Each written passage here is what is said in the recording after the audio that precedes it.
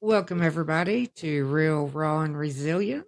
This will be our first episode, our 5,700 take of episode one. Hey, I am your host, Tanika Tilley, and my co host, the other host, is my husband, Scott Tilley. good evening. Hello, hello.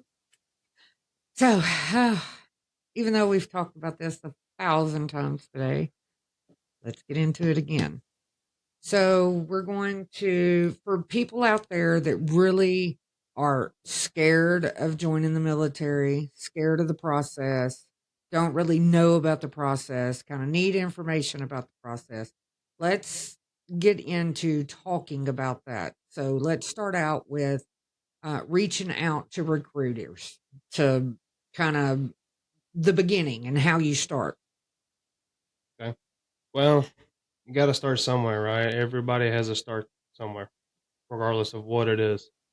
So we start by reaching out to a recruiter or making a phone call or calling a friend, getting some information. So, yeah, it doesn't really matter where you are, where you're located. There's a recruiter station somewhere. So, What would be some tips on how to reach out to a recruiter, or how would you go about finding one for people that just don't know? well, for me, let's just use myself as an example because it was pretty simple for me. In my opinion, I got online, I got on Google and just looked up the nearest recruiting station because really to back this up is really figure out what you want to do. You want to join, you got to figure out what you want to do.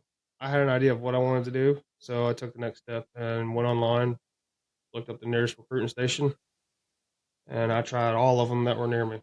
So first one I tried, they were closed, so I went ahead and called the next recruiting station. Somebody picked up the phone.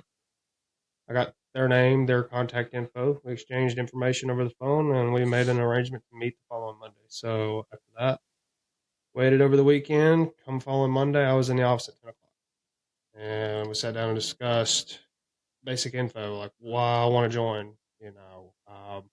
What are my goals? What are my plans? Stuff like that thus far. And so we started. Let's see, we scheduled another meeting to take my ASVAB because first they take all your basic information, then they set up a scheduled date to go take your test. Basically, to see based off your scores on the ASVAB, those determine what jobs you qualify for, regardless of what branch. So I scored my score, and I qualified for X amount of jobs. So, what is, for some people that just don't know, what is the ASVAB?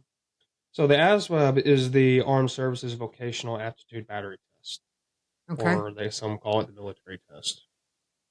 So, is that what helps you get into the Navy or the Army or Coast Guard or Marine Corps?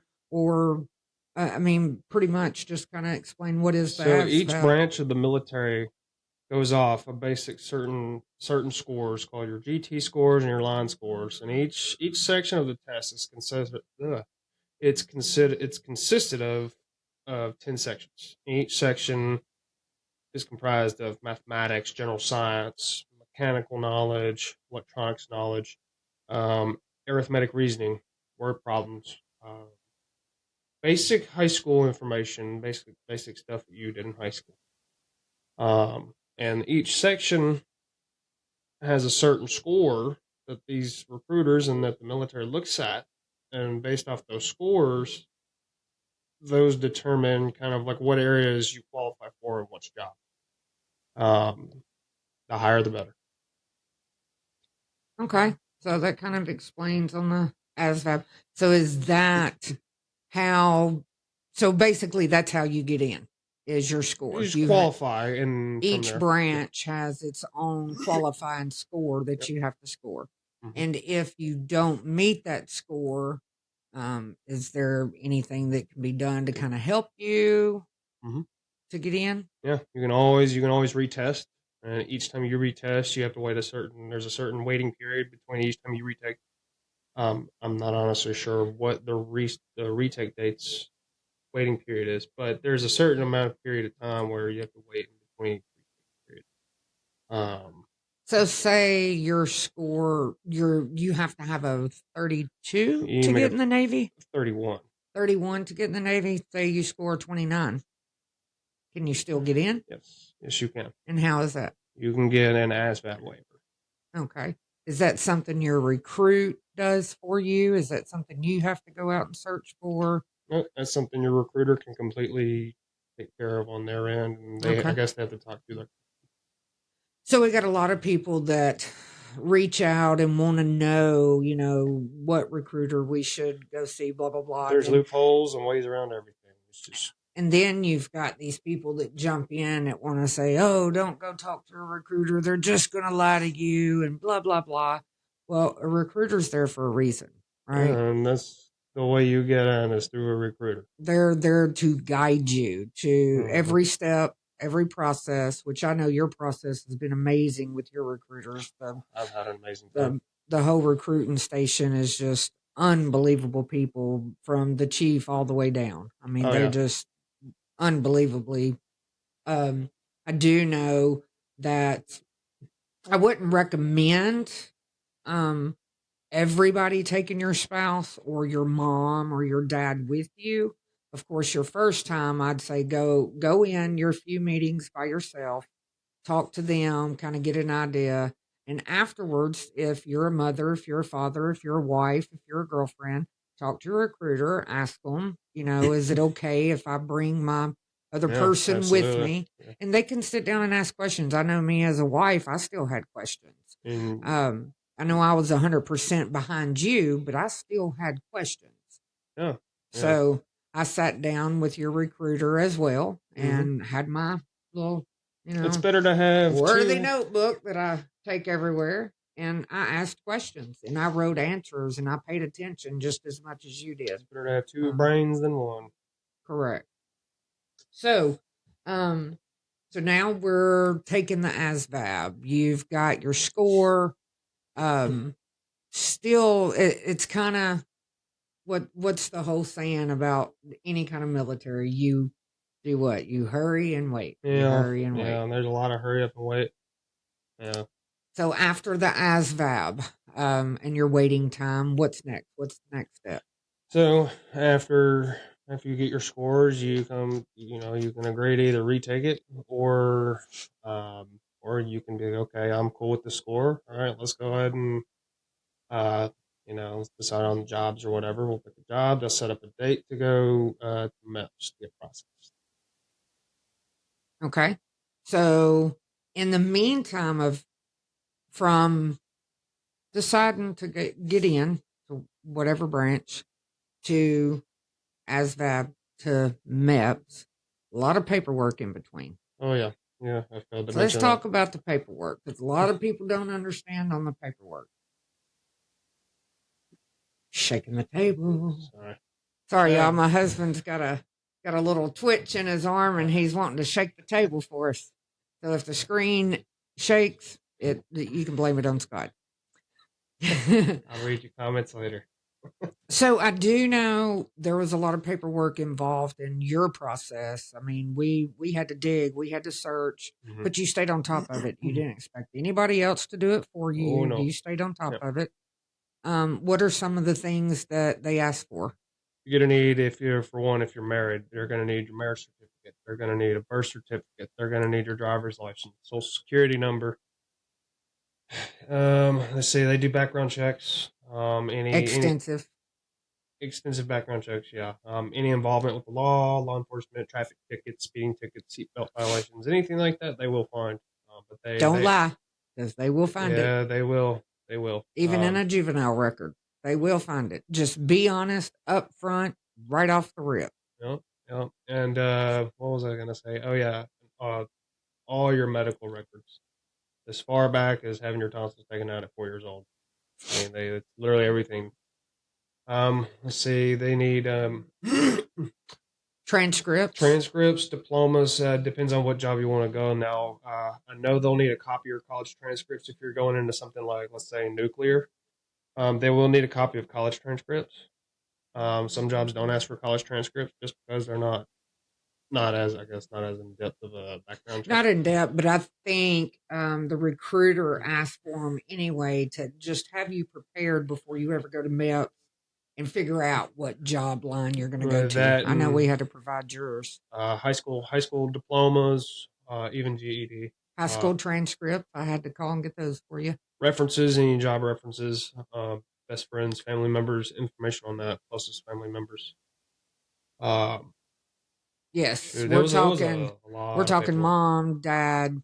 You need to know mom, dad, social security, birthday, where they were born, where they reside, their address now, any siblings that you have, um, your grandparents. They ask all these questions. Of course, if you don't have all that, I mean, you need to let them know up front, but they're going to dig. So if you're lying about it, they're going to know. Yeah, yeah. And make sure y'all, we stay up to date on everything, even up from the time of enlisting and actually going into swearing. Everything has to be up to date, all the way up to your ship date. And And that's word gonna of be advice, when you go to put down references like your friends and stuff, don't put crackhead Joe from down the street. Please. don't I don't care if you've been his best friend since kindergarten. And don't use y'all your don't neighbor. need, yeah, Don't don't use your use your neighbor. neighbor. Don't use your neighbor. If you go to church, use some people in your church. Use your preacher at church. Use, A a mentor youth minister at or church. mentor, Um, college professor, somebody, somebody. or a coach. A coach from school, even your principal or one of your teachers from school, Yeah. reach out to them and let them know, hey, can I put you down for referral? I'm joining the military, blah, blah, blah. Just like I said, please, whatever you do, don't put crackhead Joe from down the street. Yeah. Because when he gets that phone call, it might not. Let's freak them out a little bit. Yeah. This is the hardest part of this whole thing. Getting in is getting all the paperwork, getting all your information together. So once you do all this, it's smooth sailing. And what's the sole purpose of them doing all this check? It's not to be nosy of your life. I mean, it is. You are essentially becoming part of the government. I mean, that's, this is a government job. This is you're getting sworn in.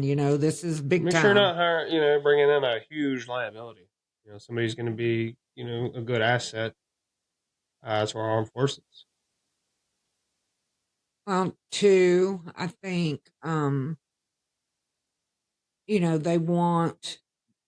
they don't want to invest all this money and time into someone that is just going for a paycheck, that has a pretty bad background. Now, granted, just because you have a bad background doesn't mean they're not going to accept you. Everybody changes. Everybody is young at one point in their life. Those are just things you have to be honest about up front. But I mean, it's a life choice. It's a career choice. You're going in as a career. It's not, So, and the reason why I bring that up is, and we'll get to it in a little bit. So Scott, went into the National Guard at 20 or Yeah, actually 21. 21. I enlisted probably a month after I turned 21. Um, And boy, that was a roller coaster. and he wasn't mindset ready Oh in a no. toxic relationship. There's a lot of aspects of things that deterred him from that. So we'll get into that later on. Probably after you come back from A school, we'll get into that.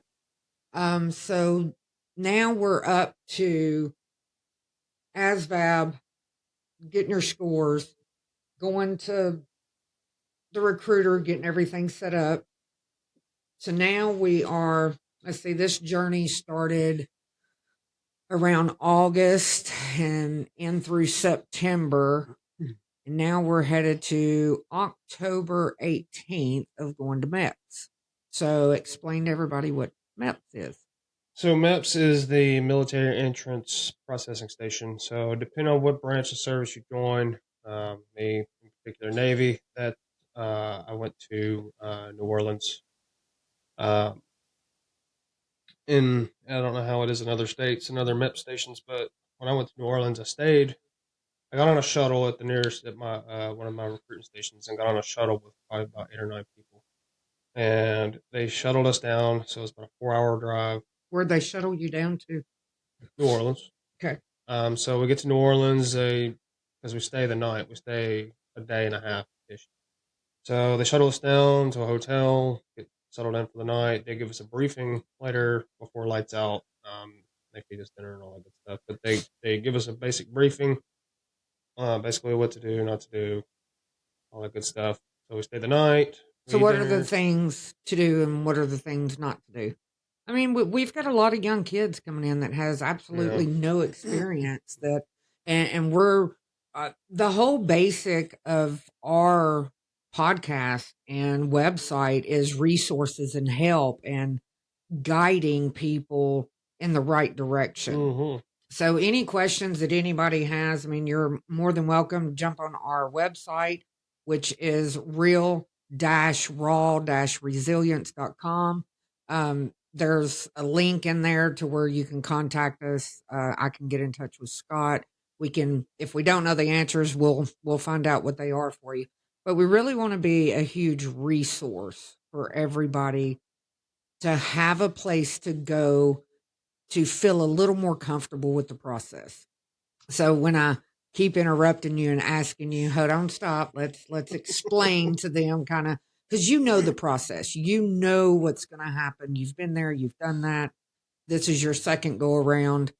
So to you, it's a little easier, but we might have some 18-year-olds that are really scared, even 28-year-olds that are really scared and don't know the process or what's going to happen or what's to be expected. So what's to be expected at MEPS? So imagine, trying to put it the best way I can put it here. Imagine, you know how you have your monthly checkups on, let's say, your eyes, or you got a dental appointment, or hey, you got to go get your shots, or it just basically imagine all your basic checkups, right?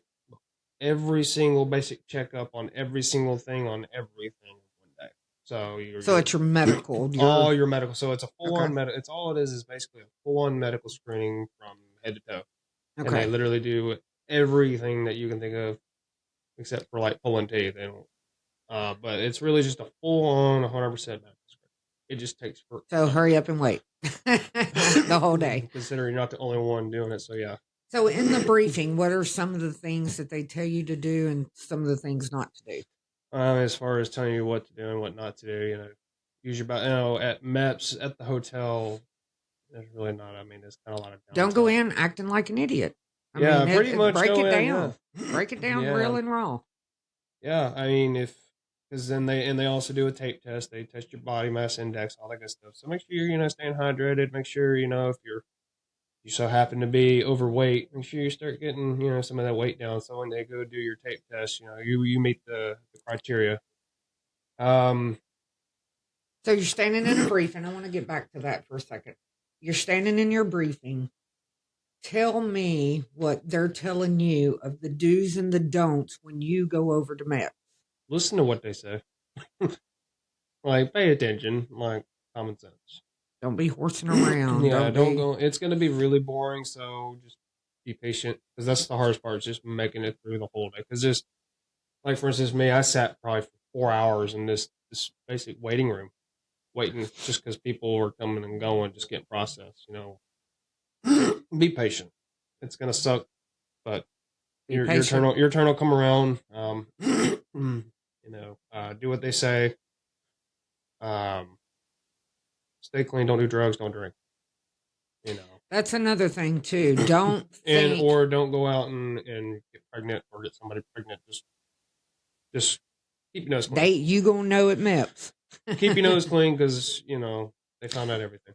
And don't think that I can smoke weed and I'll be just fine all the way, even if you got a medical card, all the way up until I've passed so many tests for work. This ain't the same. This is on a federal level, so medical cards don't count.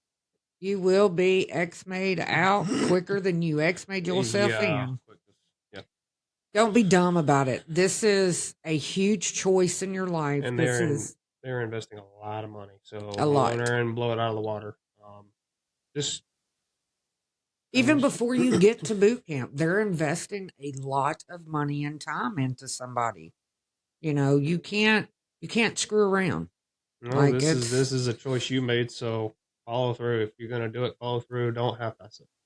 yeah. Yeah, that's the really the biggest thing and biggest piece of advice I have is if you're gonna do it, go 100%. Go follow through with it because it's a lot of stuff that might be a little overwhelming, but that's part of just about any big change in life. There's a lot of things that are going to be overwhelming. So this is one of those. You know, some people that have never seen this type of screening before or whatever, it'd be all right. It's gonna be all right. You'll be They're fine. not gonna torture you or anything like that. But it's just going there, going 100%. You know, with your head in the game. Uh, it's nothing crazy. So then the process of MEPS, you come back. What else happens at MEPS though? I mean, as far as okay, we know that you're getting all the medical stuff done. What else happens at MEPS? So like I say, they'll feed you and all that too. Um, and really at the end of the day, all your screening's done. You're medically cleared. You're gonna pick your job. That's where you pick your job. That's where Actually, they tell you your ASVAB. well, yeah, you learn your recruiter will tell you your ASVAB score after you take the test. It takes a couple hours for the results to come in. But when you go to MEPS, that's actually where you sign your contract and where you do your swearing ceremony, all that. But you'll go over all your jobs with somebody, one of the liaisons, and you'll go over and discuss every single one of your jobs, you know, and you'll pick which one you want, and they double check everything, and they also look at your finances too, you know. For some reason they do that. Don't ask, I don't know, but that's just what they did. But once you pick your job, you're gonna have your job. You're gonna Well, sign your that contract. we'll back up on that. I think a lot of that from the things that I've researched and just read on and stuff is because they don't want you being in the middle of a lawsuit being sued by somebody because you owe them money. Um, they don't want you so far in debt that no matter how long you're in the Navy or any military branch that you're just not going to make it out. I mean, at 18 years old, believe it or not, there have been cases where parents have used their child's Social Security, kind of ruined their credit before they ever reach the age of 18. And you do have cases like that. So they do have to check financially. They don't care if you have good or bad credit. They just want to financially check and make sure that, you know, there's not somebody coming after you. You're not they're fixing to ship you off, but yet they're going to have to get JAG to come in and try to figure out what to do because you're out on a ship 5,000 miles out in the ocean somewhere and you got a court date coming up because somebody's suing you or because you owe somebody money and now they've got to deal with garnishments in your military paycheck. So they want to check and make sure that you're not just a total screw up. You think it's paused you again? Nah, 20% better. Yeah, but you had 20% earlier and it paused you. Let's take a break. And we'll come back and we'll do a take 3 episode and we'll get into a little more of after or the rest of MEPS and after MEPS and kind of go from there. Cool, that works. So we will be back.